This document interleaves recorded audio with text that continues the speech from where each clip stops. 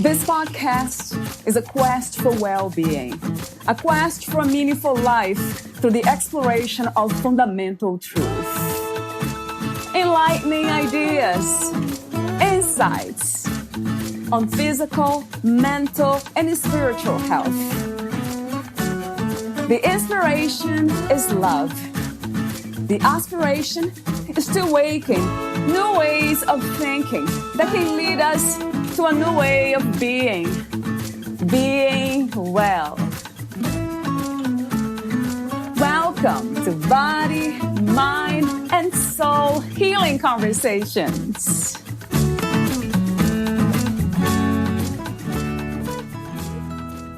Quiet the fear in your body before it hijacks your mind, all while restoring resilience and vitality. Anxiety is a modern epidemic, and unfortunately, it just seems to be getting worse.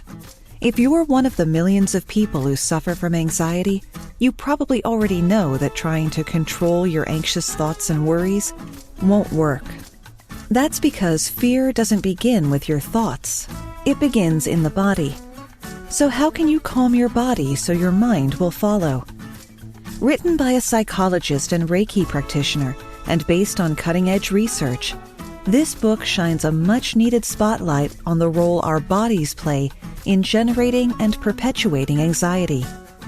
Using the SOAR model, sense, observe, articulate, reflect, you'll learn to connect more deeply with your body, observe your senses, and articulate and reflect on what you observe. By shifting your attention to bodily sensations, you'll actually reduce activity in the fear-generating parts of your brain. You'll also find some simple body-based exercises that allow you to cultivate insight into your anxiety response so that you can strengthen your relationship with your body and over time cultivate a lasting, regulated response to the various anxiety triggers in your environment.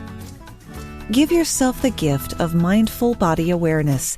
It has the power to ease the suffering that comes with chronic anxiety, and it will help you connect with a deeper sense of self, so you can pursue the pleasures and passions of a truly authentic life. Valeria Teles interviews Dr. Michelle L. Bloom, the author of Mindful Somatic Awareness for Anxiety Relief, a body-based approach to moving beyond fear and worry. Dr. Michelle L. Bloom, PSYD SEP, is a licensed clinical psychologist, somatic experiencing practitioner, SEP, and certified Reiki practitioner. She is also trained in eye movement desensitization and reprocessing, EMDR therapy. Her work focuses on mind-body integration to heal developmental trauma. Bloom works in private practice in Redondo Beach, California. To learn more about her, visit www.drmichellebloom.com.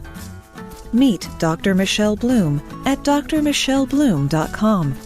Here is the interview with Dr. Michelle Bloom.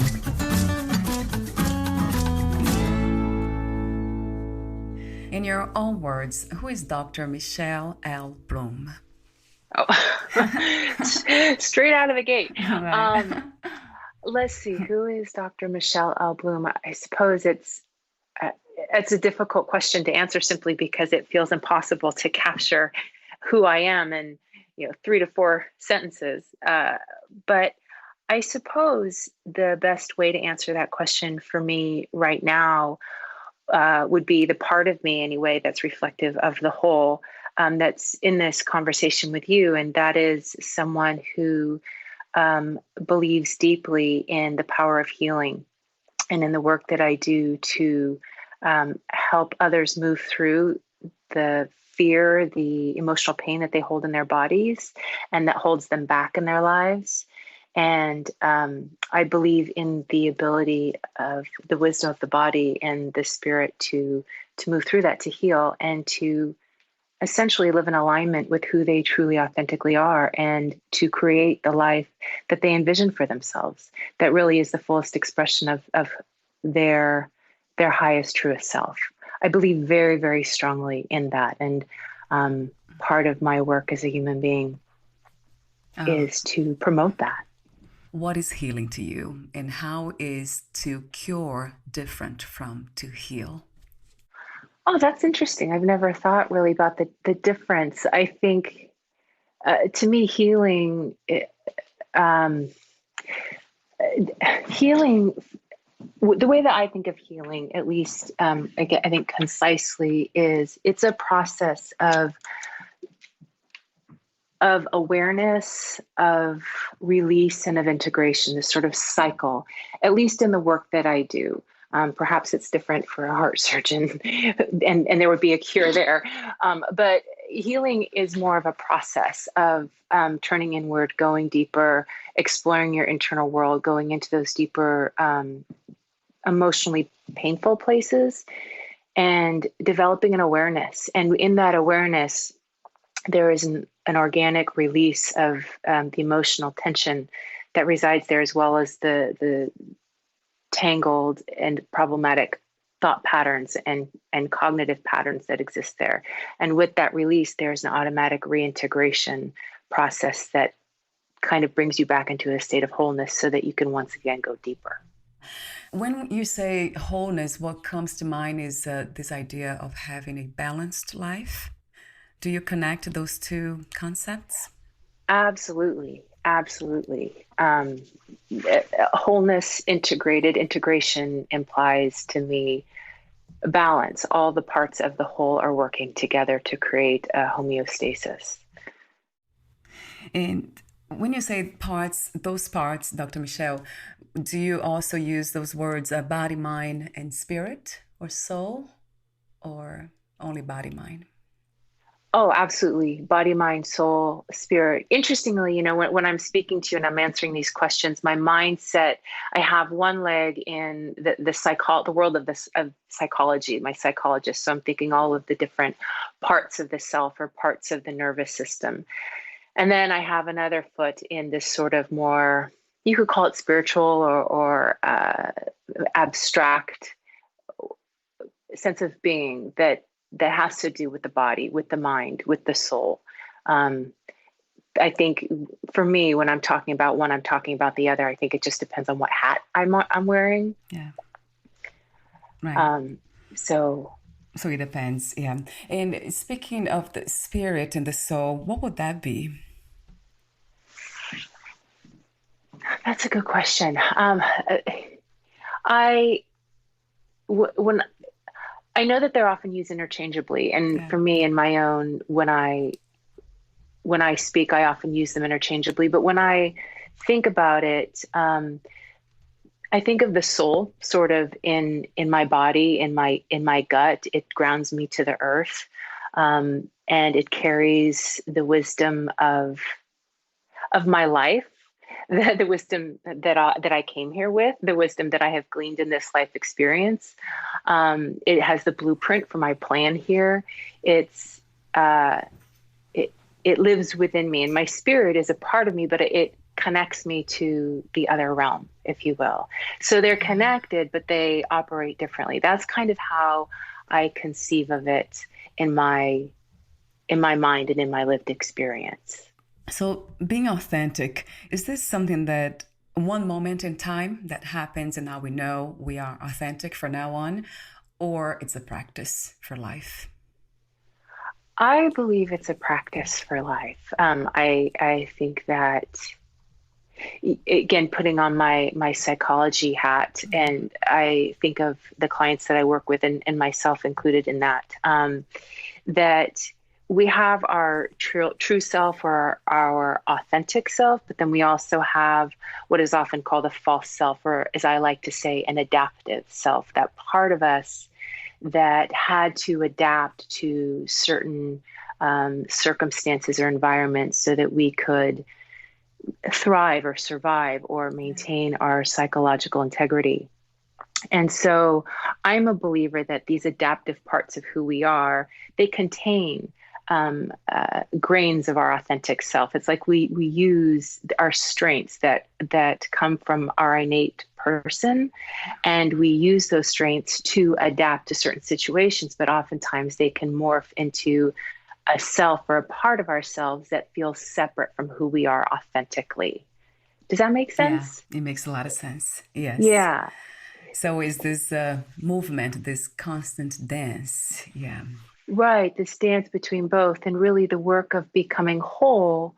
And this parallels what I kind of address in my book, although just using very different language, because our fear can cause us to adapt in particular ways.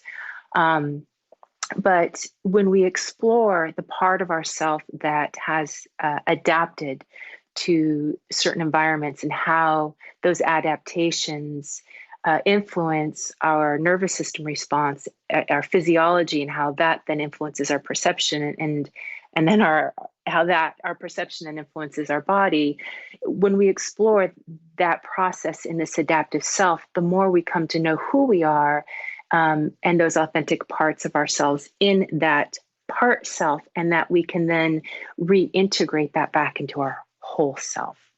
It's I don't know if that makes sense. It made sense in my head. I don't know how it came out, but it's that process of knowing these different parts and how they contribute to the whole. Yeah, I love the process of getting to that point of Yeah, trying to understand ourselves deeper. And I wonder what drives us to do that.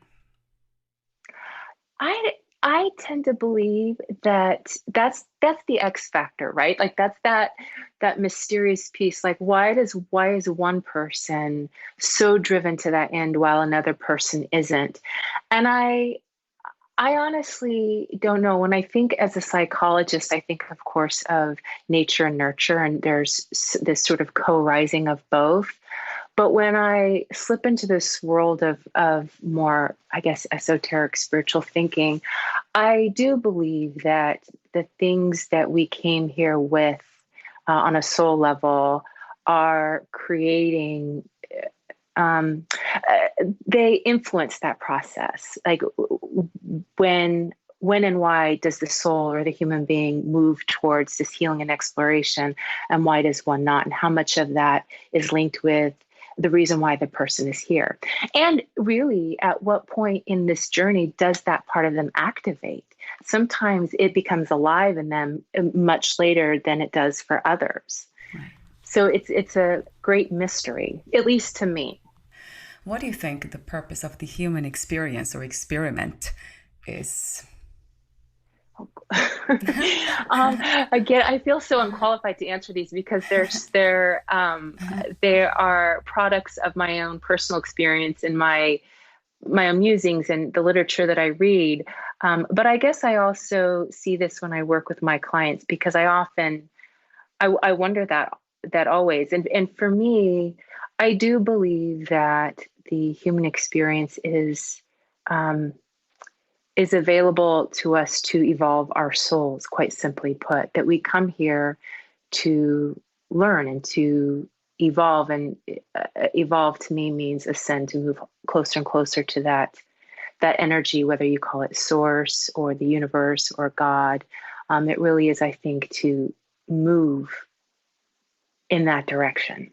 And Earth and the human experience is designed to that end. I mean, that's simply put. Yeah. I don't know. What does it mean to you? I'm curious. When you say that, some people say returning home, and that always, when I question that, so what is home really? And then, or divine force, getting closer to God, whatever name we give it to it, source. Right. And then it always comes back to love.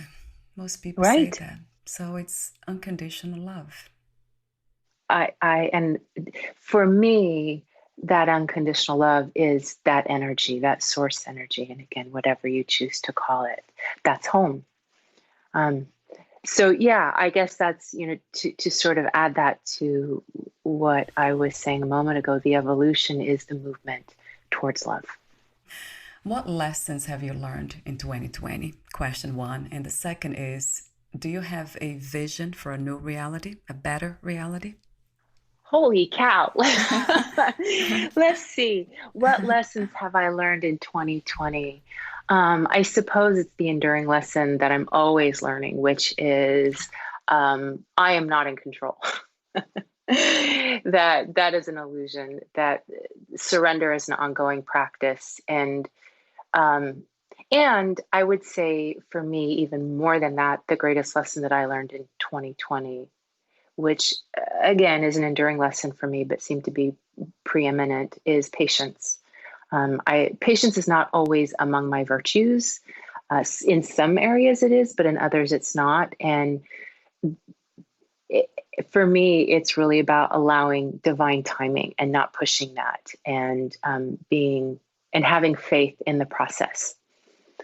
So that for me has been my greatest lesson in 2020 that I think I will carry with me for the rest of my life. And as far as a vision of a better future, I feel very hopeful that there is this sort of, and again, this really strays from my, I have one foot in the science world as a psychologist, but I blend that with my spiritual leanings and my interest in those things. And then sometimes, depending on the client that I'm working with, I work with a lot of people who are very spiritually oriented, but not everyone. So I'm very careful. I don't always bring that into the room. Yeah. But for me, I think there's a great turning, a turning towards love to keep that theme going. It doesn't seem or feel like it right now, which, what is that expression? Like it's darkest just before the dawn. And it can feel very much like that. But I have a lot of hope, both in the things that have happened to me strangely in 2020, as well as the changes that I've seen in my clients. In the beginning, during the pandemic, the majority of my clients were rattled, as was the majority of humanity. And it was remarkable to see how the pandemic was an impetus for deeper work that really invited them to look more closely at the things they had been avoiding, that they had just sort of been toying with, but didn't want to look at too up close. And they kind of had no choice if they really were to honor that part of themselves that wanted the change that they said that they wanted. And these remarkable shifts started to take place, and they made really big decisions in their life that they hadn't. And I'm thinking of several right now. That's why I'm saying they. It's not just one or two. It's quite. There's several in my practice who made choices that really changed their lives and set them up for the future in a way where they wouldn't regret having not made those decisions, and they are hopeful about what's to come. And they have so far, these choices have paid off very, very well for them. Unexpectedly, of course, because, their expectation was based on their historical experiences of fear and things not working out for them and all of those things. So I guess this is a long-winded way of saying that I see it both for myself and in my clients, that there are important shifts happening despite this backdrop of unrest, both, sociopolitically with the pandemic, all of those things. But we need things to crumble in order to rebuild them. What is the meaning of freedom to you? What is to be free? It's funny, you say free and I think of liberty. I think for me, the term liberation resonates for whatever reason in this moment when you say that. And there is a freeing of, I think it means several different things. In this moment, what's coming to my mind is being liberated from old paradigms, old ways of thinking, old ways of seeing, old ways of doing, and being released from those old patterns to create new ones, but that are influenced by hope and possibility and love. We go back to that. And I'm not sure why my mind oriented to that right now, but I had this image of just sort of being released from chains and set free and free to create something new, whatever that is, whatever inspires you in the present moment. I absolutely love that. Love 1,000 times, if I could say it here. Of course.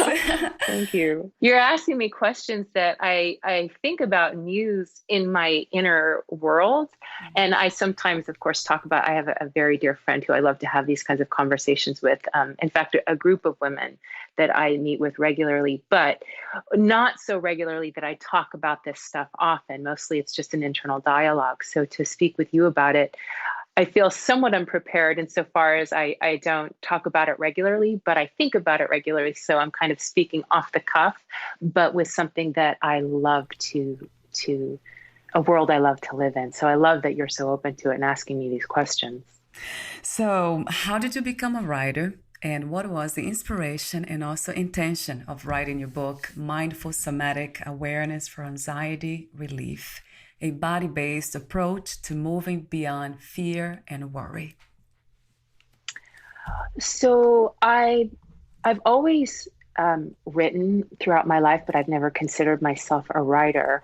And interestingly enough, the opportunity to write this book came to me, which was a great honor. And I had an idea, and then working with my editor, who also had an idea. We had very similar ideas about what this book would be about. And the intention was really to bring awareness to the mind-body relationship, but outside of the realm of trauma. Trauma, mind and body work is heavily linked with trauma, but not everybody identifies with trauma, but everyone identifies with anxiety. So the intention was to write a book that would reach a greater number of people and invite them into the world of mind body and to lay the foundation for understanding that relationship so that they can then develop a practice for that in their own lives as it relates to their anxiety and minimizing it, mitigating it, and again, living more deeply and authentically without fear. I never thought about that. That's an interesting connection, trauma and anxiety, of course. Yeah, it has to do with fear, right? Yes, exactly. And fear of a chronic nature, as well as anxiety that can be triggered very, very quickly without awareness of why, and then an inability to settle it and to come back into a place of regulation where just sort of you remain in this chronic buzz, this internal low-grade buzz. Yeah, would you say that anxiety, it's always caused by traumas, or it could be something else?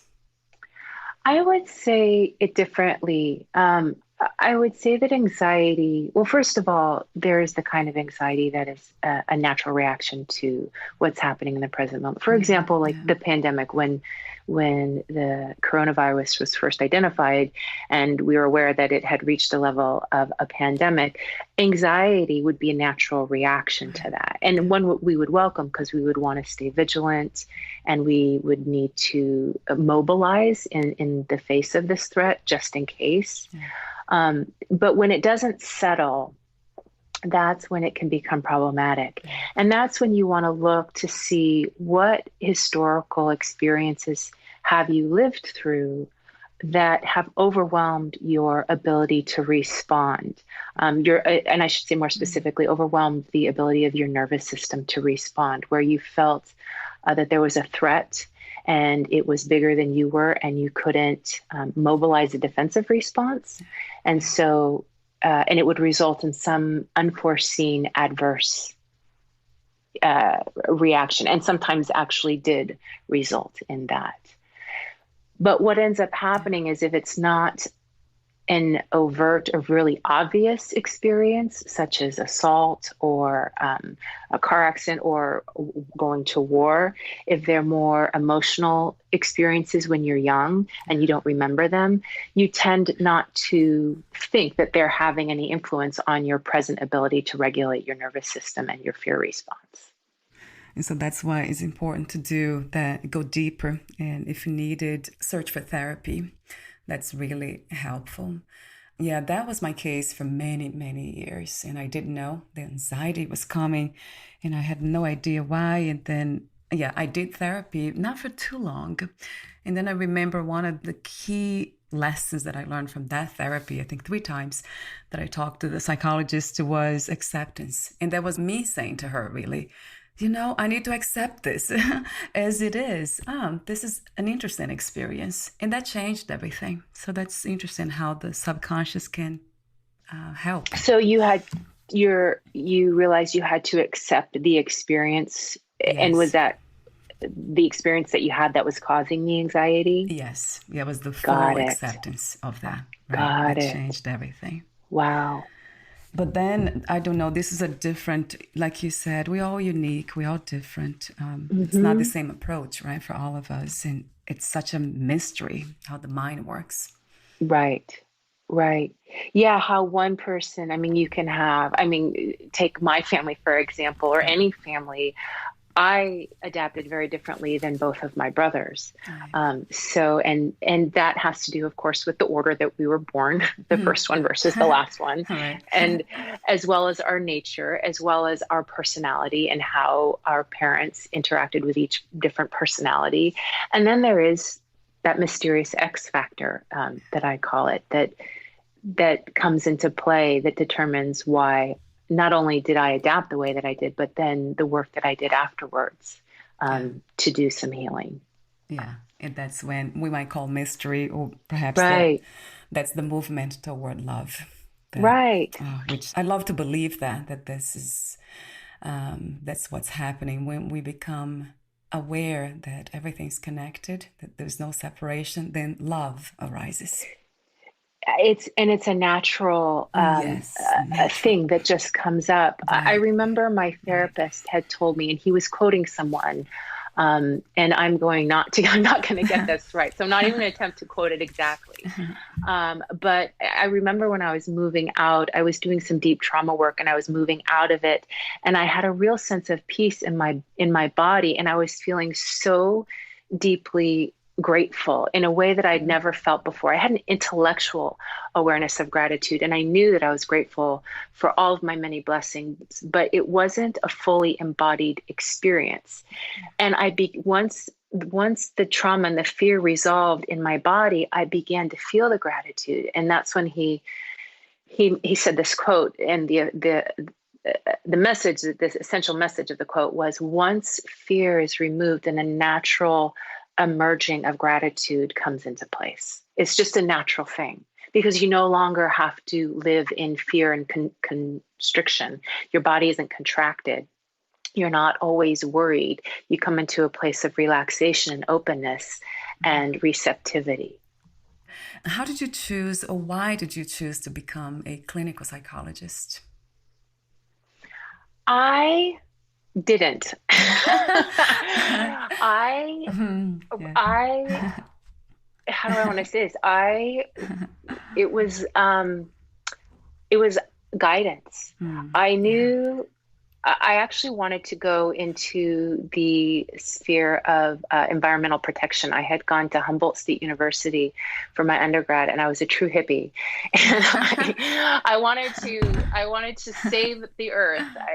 I wanted to, wow. And I did. I actually, after I graduated, I worked for a brief time for an environmental protection organization. But when I was up there in the beautiful splendor of the redwoods and the ocean, and just the spirit of being up there is, it's so, you can feel the interconnectedness, and it's magical. And I was walking through the forest, and I had a thought that wasn't my thought, if that makes sense. I was like, oh, I'm going to be a psychologist. And at that point, I didn't know, this is going to sound weird. I'd been in therapy since I was about 13 years old. And so I call myself a junkie. It's how I deepen myself. At this point, do I need it? No, but I love it. I love going because I love the exploration process. And there's always another layer to pull back and to uncover. But at the time, I was still going to therapy. So I knew, of course, what a therapist was, but I didn't know the difference between a marriage and family therapist, a social worker, a psychologist. My therapist was an MFT, which is a marriage and family therapist. But I had the thought, I'm going to be a psychologist. And strangely, I didn't even really know what that was. To me, that translated in, I'm going to do therapy. But I could have done a number of different degrees that would have allowed me to do therapy. But there it was. And then I said to myself, I'm going to be a psychologist, but first I have to do this environmental stuff. And that's exactly what I did. I did it for about 6 to 8 months. And in the meantime, I applied to a program to earn my doctorate in psychology. And, in telling this story, it sounds like it was just my thought, but it wasn't. It came out of the blue. I had it. The energy of it felt different. It wasn't my energy, but I was so certain. And it was like, okay, done. I don't need to worry about that anymore. Yeah, no doubt. And then I did it. Yeah. And also it's funny about protecting the environment or going in that direction, but now you are protecting the environment by going I love that, inwards. Valeria. Yeah. Right. Yeah, right. Well, in connecting people to themselves and to that the love within, which is the love without, which is interconnected, it does engender an awareness of your interconnectedness with all things, and therefore your relationship with them and how you treat them, and all things, and them being the earth in general and the environment and nature. So you're right. I guess indirectly, I am saving the environment. Oh yeah, the most powerful and all way. of us light workers who are doing this work, really, yourself included. Talk to me about how it works. The mindful. I love the words you use, mindful. So mindful somatic awareness. Is this a therapy that's done with you, or we can do this on our own? It's a practice designed for individuals to be able to do on their own. It's like a meditative practice, but it incorporates a reflective component. Oftentimes in meditation, you're really trying to release the mind and stay in the present moment and in awareness of, depending on how you meditate, but with the mindful somatic awareness, a focus on your body. So it's bringing attention to your somatic self and staying there. But then it incorporates a piece of reflecting on your thought process. And I use in the book an acronym called SOAR, sense, observe, articulate, and reflect. And that is a step-by-step guide to achieve mindful somatic awareness. So it's the sensing and observing is engaging the right hemisphere, which is to say engaging the body and just being present non-judgmentally with the sensations and the vibrations that you're experiencing in your body self. And as you become more aware and sit more comfortably with those sensations, you then bring your attention to the thoughts that are occurring. So then you have articulate and reflect. So articulate begins to bring the left hemisphere online, which is the language centers are in the left hemisphere. So you started out in the body with the right hemisphere and living in that space. And then gradually you bring your thinking mind into the equation, but still in a body-focused way, because you're articulating the sensations that you're feeling. You're just saying them out loud. So you're still in the body, in the present moment, with the left hemisphere coming online. And then gradually you invite the reflection, which is, why am I feeling this? What just happened in my body? What just happened externally that my body is now responding to? So it invites a reflective process that is often missing when you get triggered. When you're in a state of anxiety, it's very quickly, you're operating on instinct and impulse. It's very easy to quickly respond to a thought or an impulse and then go with it.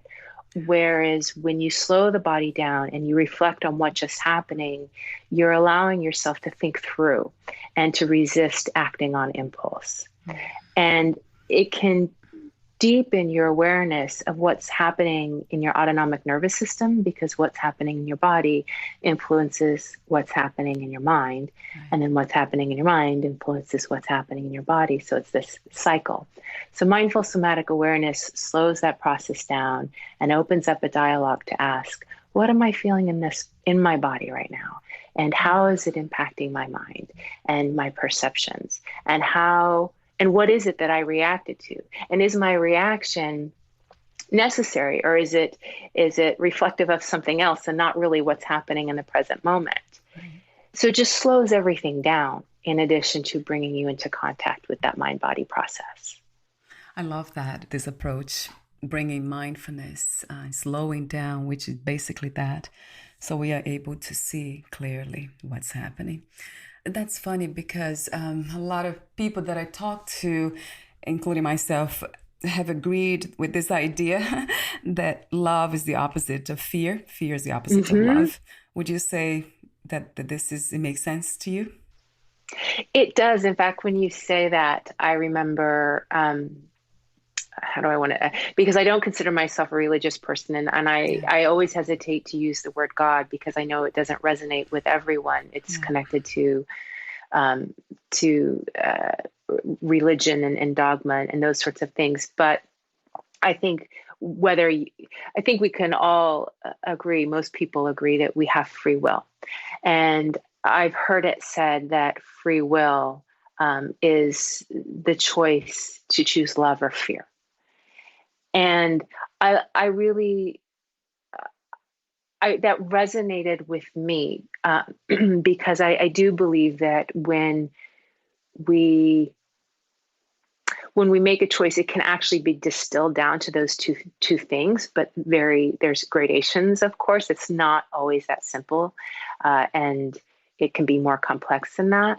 But the thing that comes to my mind when we think of free will and choosing love or fear is that when you're in a heightened state of anxiety, we often don't have free will, which, and people don't understand this. The nervous system is designed to hijack the fear response, I should say. When there's a threat or danger that is perceived, the nervous system is designed to keep you alive. So it will take you into a defensive posture, and it will hijack any higher cortical thinking, which is to say that part of our brain that thinks critically and makes choices and resists impulse, that goes offline.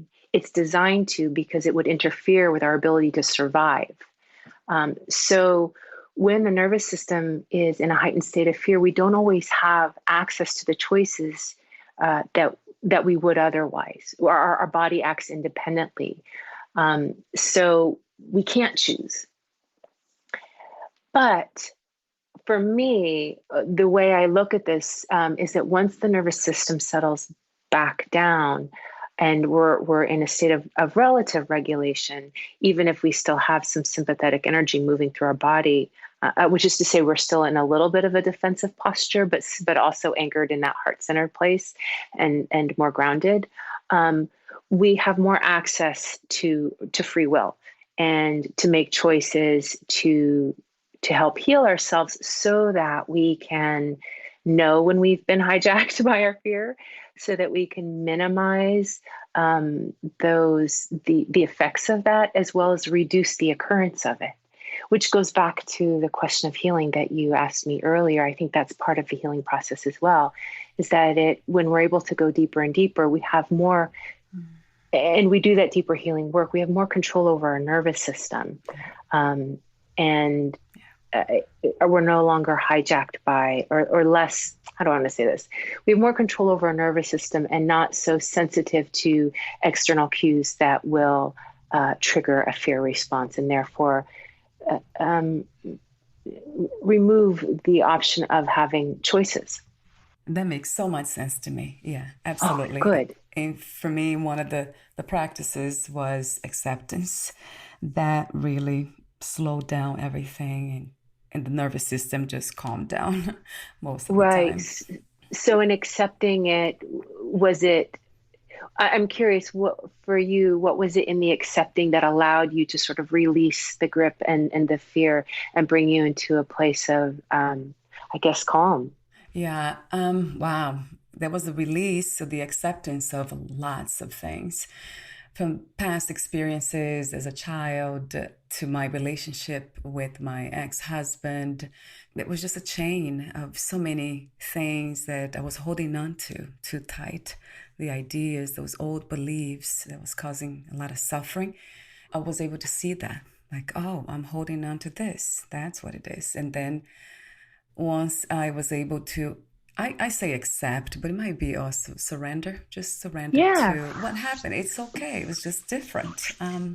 This is life. We cannot rehearse life. No. And life includes everything. The good, the bad, everything. Right. So, yeah, that kind of understanding really changed everything. And coming into acceptance of that so you could release it and move on. Yes, yeah. And then it became a practice for everything, not holding on to pretty much anything, not even the good, the bad, just being in the middle pretty much all the time, but with emotions too, with a lot of love, but not holding on, not grasping too tight to anything. Right.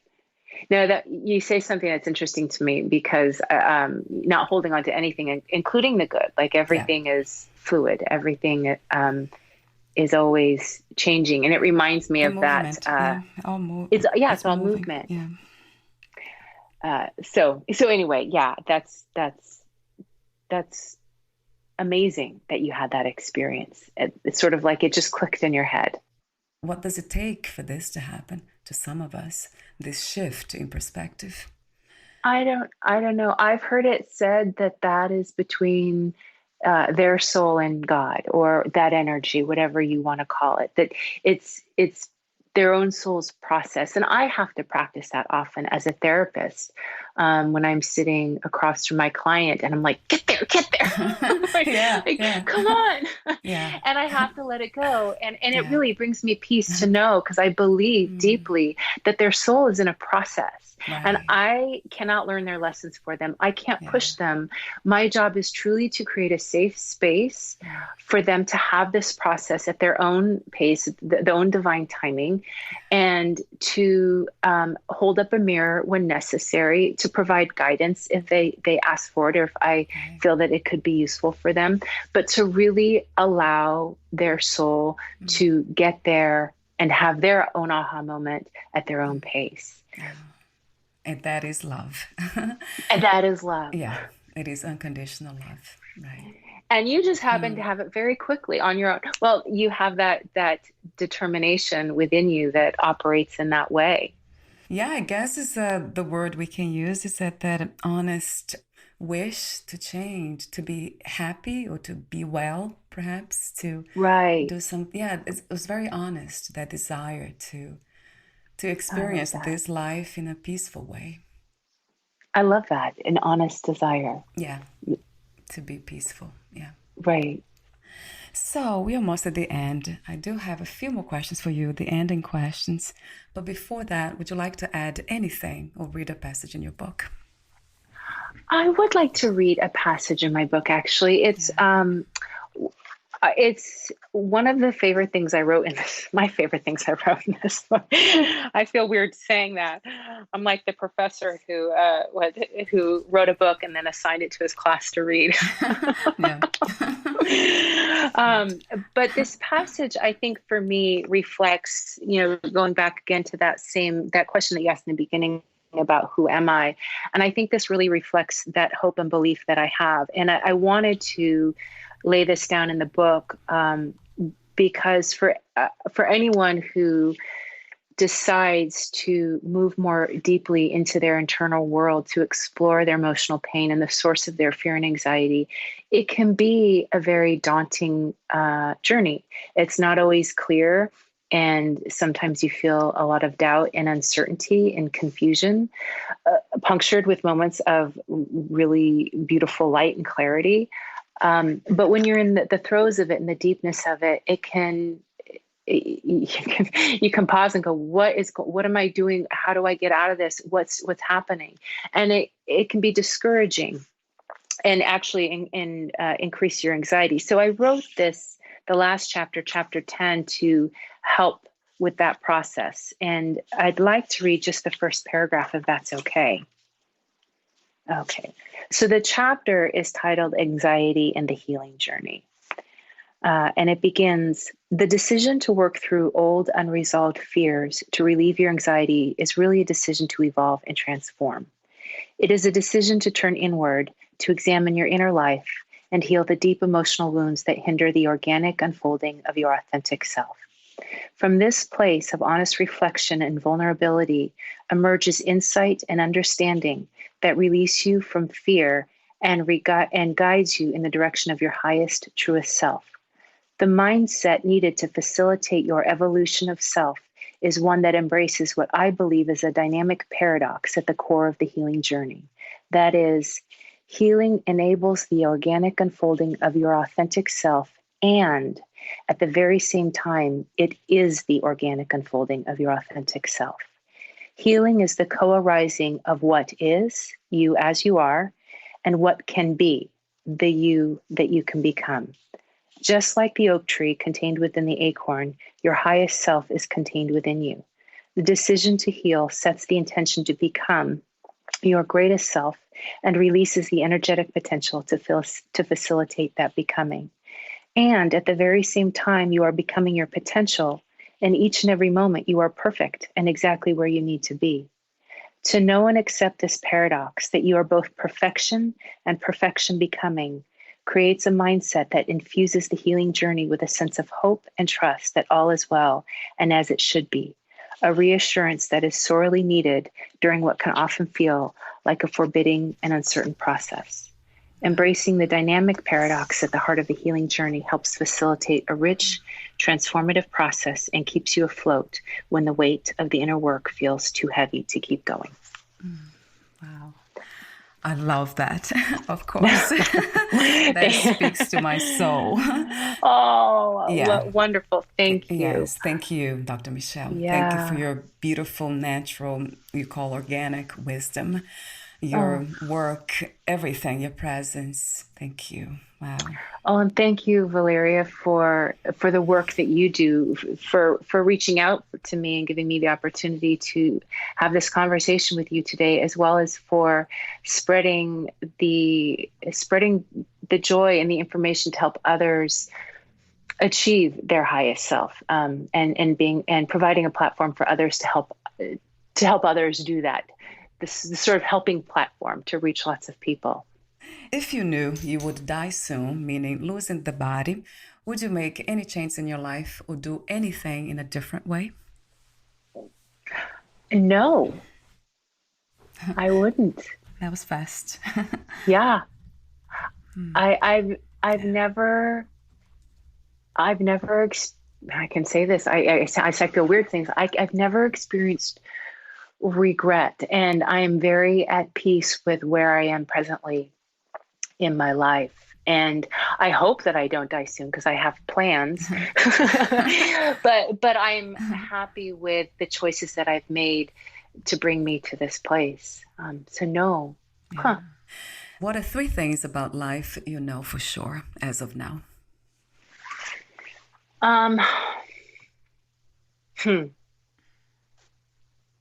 That's 3 things I know for sure. This is going to sound so cheesy.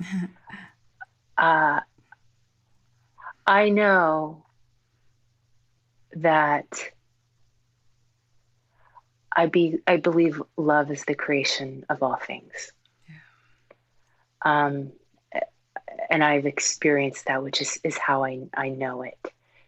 I know that I know for certain that we all, you know what, I think I'm going to end with that. I think that's the one thing from which all other things emanate. So whether I know 3 things for certain or 10 things for certain, I think the one thing I know for certain from which all other things emerge is that love is the source of all creation. Yeah. Oh, yes, a billion times, trillion times. That if I could pronounce the other one, I would. Well, I was going to say, as I stare at my dog who's sleeping on the chair next to me, I know for certain that he's the most adorable thing ever. And in this moment, I know that, but that's a source of love. I mean, it's just the heart connection with this beautiful creature. Yeah. It's love. Where can we find more information about you, your books, products, services, and future projects? So I have two websites. I have my professional website, drmichellebloom.com. That's DR, my first name and my last name. That's Michelle with one L. So I should probably say I have two websites, Dr. Michelle Bloom, drmicheleblume.com. And that's my professional website. And it has information about my book on that website, as well as the work that I do in my private practice.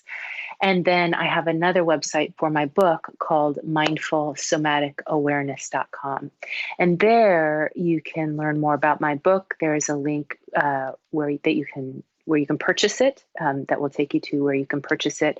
And there are also meditation exercises and recordings on that website. So if you're interested in the book, but want to learn more about it before you purchase it, which is what I typically do before I purchase a book, you can go there and you can get a sense of the exercises, of the content of the book and the aim of the book, and then determine for yourself if this is a purchase that you want to make. Wonderful. I'll have those links too on your podcast profile. Thank you so much again, Dr. Michelle. Thank you. Wow. Thank you. It's been so wonderful speaking with you. I know. I love your presence. Thank you. Likewise. We'll talk soon. Bye for now. Sounds good. Bye-bye. Bye. Thank you for listening. To learn more about Dr. Michelle L. Bloom and her work, please visit drmichellebloom.com. To learn more about this podcast, please visit fitforjoy.org/podcast. Thank you again for listening, and bye for now.